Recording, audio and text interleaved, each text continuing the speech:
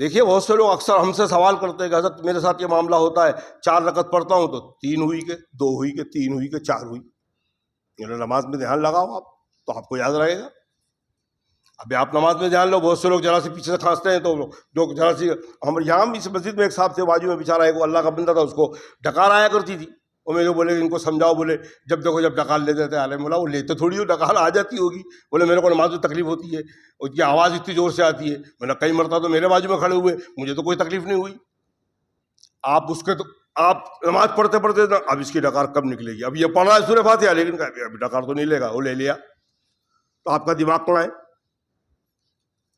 ہم لوگ گئے، ہمارے والد کا بیان تھا نواز سپارہ کے اندر، عشاء کی نماز ہو رہی تھی. بعد میں بیان تھا، امام صاحب کھڑے تھے، باجو میں نان کڑھائی کی سینی رکھی تھی. وہ مسجد کا ممبر جو تھا وہ کھلا ہوا تھا. پرانے زمانے میں ہوا آنے کے لیے جب پنکھوں کا سسٹم نہیں تھا تو وہ ممبر پہ ایسا کھلا تھا، ہوا آتی تھی. میں اور میرا بھائی وضو بنا کے آ کے لاسٹ سب پہ جب کھڑے ہوئے تو دیکھا کتا جو ہے نان کڑھائی کو دیکھ رہا ہے اور امام صاحب الحمدللہ بھی شروع کر کے کتے کو دیکھ رہے ہیں. میں میرے بھائی کو بولا بھائی نیت باندھو مت، معاملہ گڑبڑ ہے. امام کو بھی نان کڑھائی کی فکر ہے، ادھر کتے کو دیکھ رہے ہیں.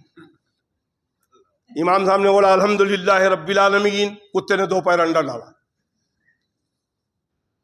پھر امام صاحب نے کہا الرحمن الرحیم، کتا اندر آ گیا. اب مالک یوم الدین ہے دودھ دودھ دودھ دودھ، امام صاحب نے ان کو بہانا شروع کیا. کتا بھاگ گیا.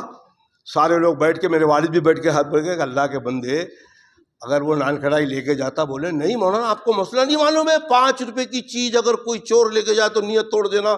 ایک نان کڑھائی 5 روپے کی تھی اس زمانے میں، ایک نان کڑھائی 10 پیسے کی تھی.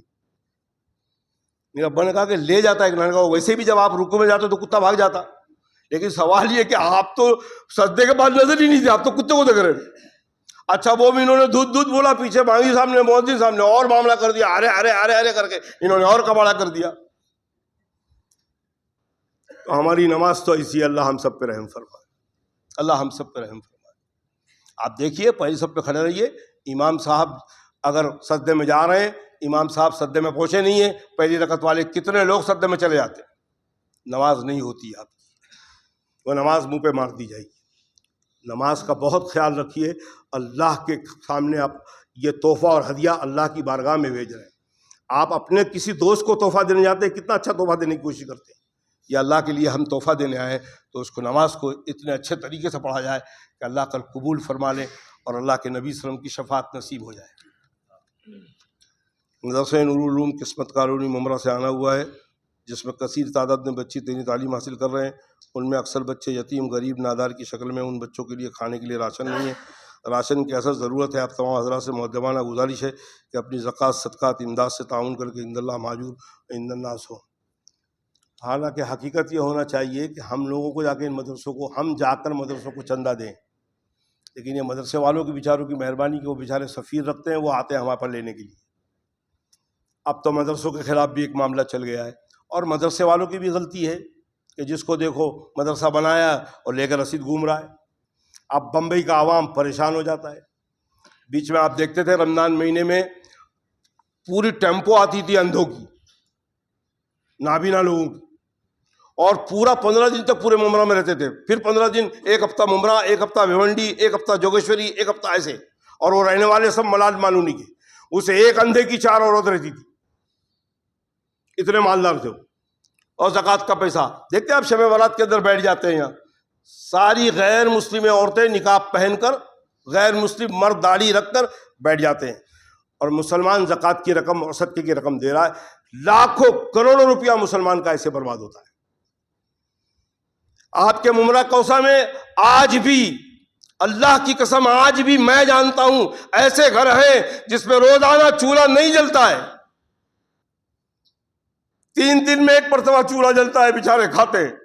ممرہ کو میں کمانے کے بعد کہیں وہ بچوں کے وہ بال آتا ہے نا، کیا بولتے ہیں، پھکا کے پھینکتے ہیں جو، وہ بیچتے ہیں. کوئی رکشہ چلا رہا ہے، رکشہ چلانے والے کو پاس دھندا نہیں ہے، لیکن وہ آج بھی ممرہ میں سے. لیکن ہمارا کروڑوں روپیہ، لاکھوں روپیہ جلوس میں برباد ہوتا ہے، لاکھوں روپیہ عرس میں برباد ہوتا ہے. شب برات کی 1985 کے اندر انقلاب نے رپورٹ دیا تھا نالواڑی قبرستان کی اور بڑے قبرستان کی. اس زمانے میں رپورٹ دیا تھا 1985 میں، ایک رات میں نالواڑی قبرستان اور بڑے قبرستان، ان دو قبرستان میں امت کا 2 کروڑ روپیہ ایک رات میں برباد ہو جاتا ہے۔ کتنا؟ وہ اس زمانے کی بات بتا رہا ہوں میں، 1985 میں، جبکہ بکرے کا گوشت اس وقت جو تھا 55 یا 60 روپیہ کلو تھا، 40 یا 50 جو بھی تھا 1985 میں، اس وقت ایک رات کا 1 کروڑ روپیہ قوم کا۔ دیکھ لیں آپ، لائٹنگ کرنے کے لیے، اچھا لائٹنگ بھی کیسی ہو رہی ہے؟ رمضان کی لائٹنگ چل رہی ہے، گورنمنٹ کے کھاتوں میں ڈال دیا گیا ہے۔ آپ کیا سمجھتے ہیں گورنمنٹ معاف کر دیتی؟ یہ جو روزانہ بل بھرنے والے ہوتے ہیں نا، جو روز بل بھرتے ہیں، ان بلوں کے اندر وہ تمام چیزوں کی اماؤنٹ ڈال دیتے ہیں۔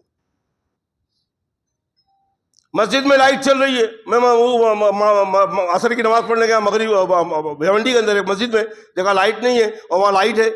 میں امام صاحب سے پوچھا کہ حضرت لائٹ نہیں ہے، پھر لائٹ کیسی ہے؟ باہر لے گئے، بولا دیکھیے کتنے تار ہے، وہ جگہ ایک گئی نا تو دوسری تار میں ڈال دیتے۔ تو بولا حضرت اس سے یہ وضو بنائیں گے، نماز پڑھیں گے؟ بولے بھیونڈی میں سب یہی چل رہا ہے، اب ہوتی کہ نہیں ہوتی وہ تو اللہ ہی جانے۔ یہ ہمارا حال ہے، اور اس کے بعد ہم اللہ سے دعائیں مانگ رہے ہیں۔ آج دیکھ رہے ہیں کیا حال ہے پوری امت کا۔ اللہ کے نبی صلی اللہ علیہ وسلم کی سنتوں کو چھوڑ دیا، طریقوں کو چھوڑ دیا، اللہ کے طریقے نبی صلی اللہ علیہ وسلم کے مانگنے جیسے مانگنے کا ڈھنگ تھا مانگنا چھوڑ دیا۔ آج یہ حال ہو رہا ہے۔ اللہ ہم سب پہ رحم فرمائے۔ یہ کہنا سننا اس لیے دوستوں کہ اللہ مجھے بھی عمل کی توفیق دے، اللہ آپ کو بھی عمل کی توفیق نصیب فرمائے، مجھے بھی سنتوں کو زندہ کرنے کی توفیق نصیب فرمائے، اللہ آپ کو بھی سنتوں کو زندہ کرنے کی توفیق نصیب فرمائے۔ بہرحال جانا تو ہے آپ کو قبر میں، بڑے بڑے محلوں میں رہیں، بڑے بڑے دلب گدے پہ سوئیں، ایک وقت آئے گا آپ کو 2 کفن دیا جائے گا، 2 کفن کے بعد وہ آپ کو مٹی کے اندر لٹایا جائے گا اور برگے لگا دیا جائے گا۔ اتنی کم جگہ ہوگی کہ آپ خود سے کروٹ لے نہیں سکیں گے، فرشتے اٹھا کر بٹھائیں گے تو آپ بیٹھ پائیں گے۔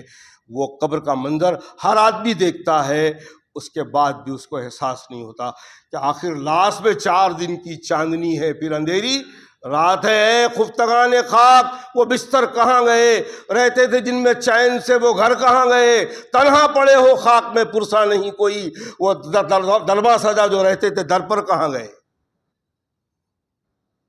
اکیلے تنہا پڑے ہوں گے، وہاں یہ اعمال کام آئیں گے، طریقہ کام آئے گا قبر کے اندر جناب رسول اللہ صلی اللہ علیہ وسلم کا۔ اللہ کرے اللہ ہمیں اپنی زندگی میں اللہ کے نبی کے طریقے کو اختیار کرنے کی توفیق نصیب فرمائے، ہم کو مسجدوں کو آباد کرنے والا بنائے، ہمارے گھروں میں قرآن پاک کی تلاوتوں سے قرآن کو آباد کر گھر کو آباد کرنے والا بنائے۔ اللہ یہ موبائل کی لعنتوں سے ہمارے نوجوانوں کی حفاظت فرمائے، موبائل کو ضرورت کے وقت ضرورت کے تحت استعمال کریں، اسی موبائل کے پیچھے لگ جائیں۔ ان موبائل کو نکالنے والوں نے بتایا ہے کہ اس موبائل کو کثرت سے دیکھنے کے بعد تم کو برین ٹیومر ہونا ہے، دماغ کا کینسر تمہیں ہونا ہے۔ یہاں تو معاملہ ایسا ہے، سگریٹ میں لکھ دیتے اسموکنگ صحت کے لیے خراب ہے، کل اللہ کے سامنے ہوئے اللہ ہم تو سگریٹ بنائے تھے لیکن لکھ دیتے صحت کے لیے خراب ہے، اب وہ خود بھی تو ہم کیا کریں۔ یہ تمام مشینری کی چیزیں جو ہیں آپ کے لیے نقصان دہ۔ دیکھ رہے ہیں چھوٹے چھوٹے بچے، 2 برس کے بچے، 2.5 برس کے بچے، یہ موٹی آنکھ کا چشمہ لگا ہے موبائل، کیوں؟ وہ بیچارہ ابھی اوندا پڑا ہوا ہے، ماں کام کرنے کے لیے موبائل لگا کے رکھ دیے، اس میں دیکھ رہا ماں کام کر رہی ہے، وہ چالو ہے بچہ۔ 2 برس کی بچے کو موبائل دیکھنے کی عادت ڈالے، بڑے ہو کر کیا کرے گا وہ؟ یہ تربیت ہو رہی ہے ماں باپ کی اولاد کی۔ اللہ ہم سب پہ رحم فرمائے۔ وہ تھی مائیں جب بچہ روتا تھا تو لوریاں دیتی تھی تو قل هو اللہ احد اللہ الصمد لم یلد ولم یولد۔ حضرت شیخ عبد القادر جیلانی رحمۃ اللہ علیہ حمل میں ہے، غنیت الطالبین میں، یا آپ کی پہلی کرامت ہے، لکھا ہے لوگوں نے کہ آپ کی والدہ محترمہ جب آپ حمل میں تھے قرآن پاک حافظ تھی، روزانہ قرآن پاک کی تلاوت کرتی تھی، پیدا ہوتے ہی آپ پیدا ہونے کے بعد جب بیٹھنے لگے قرآن خود بخود پڑھنے لگے، 18 پارہ ماں کے پیٹ میں ماں کی آواز سن کر حفظ قرآن کر لیا تھا شیخ عبد القادر جیلانی۔ یہی وجہ سے مادر ذات ولی پیدا ہوئے۔ ظاہر بات ہے حمل ہو اور ماں تلاوت کر رہی ہو، قرآن پڑھ رہی ہو، آواز سے بچہ کیا سنے گا؟ الحمدللہ وہی تربیت ملے گی۔ دوستو یہ کہنا سننا اس لیے کہ اللہ تعالیٰ آپ کو اپنے بچوں کی صحیح تربیت کرنے کی دیکھ رہے ہیں، انداز دیکھ رہے ہیں نوجوانوں کا کیا حال ہو رہا ہے، ہماری لڑکیاں غیروں کے ساتھ جا رہی ہیں، اللہ ہم سب پہ رحم فرمائے۔ عذاب جاریہ جب تک وہ زندہ رہے گی، غیر کے ساتھ رہے گی، ماں باپ کو عذاب جاریہ ہوگا۔ نیک اولاد صدقہ جاریہ ہوتی ہے، مرنے کے بعد بھی ثواب ملتا ہے اس ماں باپ کو، اور نافرمان اولاد عذاب جاریہ ہوتی ہے۔ اللہ ہم سب پہ رحم فرمائے، اللہ ہم سب پہ رحم فرمائے۔ دوستو یہ کہنا سننا اس لیے کہ اللہ تعالیٰ ہمیں توفیق، آپ دعا فرمائیں کہ اللہ تعالیٰ کہنے والے نے کوئی غلط بات کہی ہو، کہنے والے کو اللہ ہدایت نصیب فرما، سننے والوں کو اللہ اس سے بچنے کی توفیق نصیب فرما۔ اے اللہ کہنے والے نے تیری بات کہی ہے، تیرے نبی کی بات کہی ہے، اللہ والوں کی بات کہی ہے، کہنے والوں کو بھی عمل کی توفیق نصیب فرما، سننے والوں کو بھی بچنے کا عمل کی توفیق نصیب فرما۔ اے اللہ خاص کر اس مجمع میں جو نوجوان ہیں، اے اللہ ان نوجوانوں کو ہدایت نصیب فرما۔ اے اللہ اس نوجوانی میں تیری عبادت کرنے کی توفیق نصیب فرما۔ تیرے نبی نے فرمایا ہے کہ نوجوانی کی عبادت اللہ کو بہت پسند ہے۔ اے اللہ اس مجمع میں جو نوجوان موجود ہیں، اے اللہ ان کو کثرت سے نفل نمازیں پڑھنے کی توفیق نصیب فرما، فرائض کے علاوہ۔ اے اللہ مسجدوں کو آباد کرنے والا بنا، قرآن پاک کی تلاوت کرنے والا بنا۔ اے اللہ ذکر اللہ صبح و شام ذکر کرنے والا بنا۔ اے اللہ ہماری دعاؤں کو ان نوجوانوں کے حق میں قبول فرما۔ اے اللہ ان نوجوانوں کو اپنے والدین کا فرما بردار بنا، ان نوجوانوں کو اپنی بیوی پر رحم دل شوہر بنا۔ اے اللہ نافرمان بیوی کو رحم دل بنا، فرما بردار بنا۔ اے اللہ ظالم ماں باپ کو رحم دل بنا، نافرمان اولاد کو فرما بردار بنا۔ اے اللہ جب تک دنیا میں زندہ رکھ، راحت والی زندگی، عافیت والی زندگی، ایمان والی زندگی، عمل صالح والی زندگی نصیب فرما۔ اور اے اللہ جب وہ کٹھن موت کا وقت آئے، اے اللہ راحت والی موت، عافیت والی موت، ایمان والی موت نصیب فرما، شہادت والی موت نصیب فرما۔ ہماری دعاؤں کو اپنی بارگاہ میں قبول فرما۔ اے اللہ ہم کو نبی پاک صلی اللہ علیہ وسلم کا سچا امتی بنا دے، اے اللہ تیرا سچا بندہ بنا دے۔ اے اللہ تیری خاص نظر نبی پاک صلی اللہ علیہ وسلم کی امت پر ڈال دے، ایک نگاہ کرم ڈالے گا، اے اللہ تیری خدائی میں کوئی فرق نہیں آئے گا، اے اللہ امت کا بیڑا پار ہو جائے۔ اور اے اللہ اس ظلم کے دور میں اے اللہ ایک رحم کی نظر، کرم کی نظر ہمارے فلسطین بھائیوں پہ ڈال دے، ان چھوٹے چھوٹے معصوم بچوں پہ ڈال دے جن کو ظلم کے ساتھ شہید کیا جا رہا ہے، اور جو بچے جا چکے ہیں اللہ ان کو شہادت کا مرتبہ نصیب فرما، جو بھائی ہمارے دنیا سے جا چکے ہیں ان کو شہادت کا مرتبہ فرما۔ اے اللہ ان کی غیبی مدد فرما دے۔ اے اللہ ظالم دشمن کو نیست و نابود فرما۔ دنیا میں جہاں بھی اسلام کو مٹانے کی کوشش کی جا رہی ہے، اے اللہ اسلام تو ہمیشہ رہنے والا ہے، تو نے اسلام کی پناہ کی ذمہ داری لی ہے۔ اے اللہ اپنے رحم و کرم سے ہمیں بھی اسلام کے ساتھ ہماری بھی پناہ لے لے، ہمیں بھی بچا لے۔ اے اللہ ہمیں اسلام والا بنا دے، اے اللہ ہمیں قرآن والا بنا دے، اللہ کے نبی کے حدیث والا بنا دے، اے اللہ ہمیں نبی والا بنا دے، صحابہ والا بنا دے، اللہ والا بنا دے۔ اے اللہ دور سے لوگ دیکھ کے کہیں کہ یہ نبی کا سچا غلام جا رہا ہے۔ اے اللہ ہمیں محمد صلی اللہ علیہ وسلم کو ماننے والا نہ بنا، ہمیں محمد صلی اللہ علیہ وسلم کی ماننے والا بنا۔ کو ماننے میں فائدہ نہیں ہے، اللہ کے نبی کی ماننے میں فائدہ ہے۔ اے اللہ ہم کو نبی صلی اللہ علیہ وسلم کی بات ماننے کی توفیق نصیب فرما، ہماری دعاؤں کو قبول فرما۔ اے اللہ جب قبر میں اتارے جائیں نقیرین کا سوالوں کا جواب دیتے وقت ہماری مدد فرما۔ اے اللہ نبی پاک کی ساری امت کی قبر کی منزلوں کو آسان فرما۔ اے اللہ نقیرین کا سوالوں کا جواب دیتے وقت ہماری مدد فرما۔ اے اللہ نبی پاک کی ساری امت کی قبروں کو جہنم کے گلے سے حفاظت فرما۔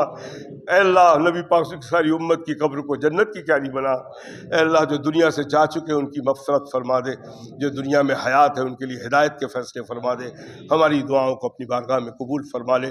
وصلی اللہ تعالی علی خیر خلقہ محمد وآلہ واصحابہ اجمعین برحمتک یا ارحم الراحمین۔